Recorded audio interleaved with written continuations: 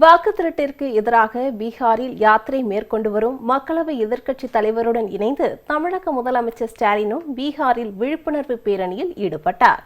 வாக்கு திருட்டிற்கு எதிராக பீகாரில் மக்களவை எதிர்க்கட்சித் தலைவர் ராகுல் காந்தி வாக்காளர் அதிகார யாத்திரை மேற்கொண்டு வருகிறார்.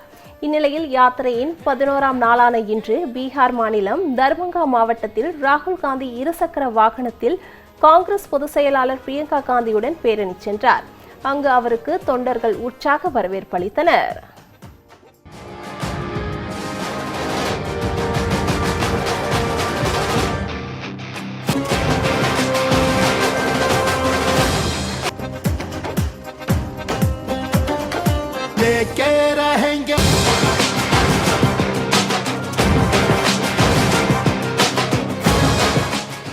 இதனைத் தொடர்ந்து ராகுல் காந்தியின் வாக்கு திருட்டு யாத்திரைக்கு ஆதரவு தெரிவிக்கும் விதமாக தமிழக முதலமைச்சர் ஸ்டாலினும் பேரணியில் பங்கேற்று வாக்கு திருட்டிற்கு எதிராக விழிப்புணர்வு ஏற்படுத்தினார். அப்போது பிரியங்கா காந்தி, கனிமொழி, ஆர்ஜேடி தலைவர் தேஜஸ்வி உள்ளிட்டோர் உடனிருந்தனர்.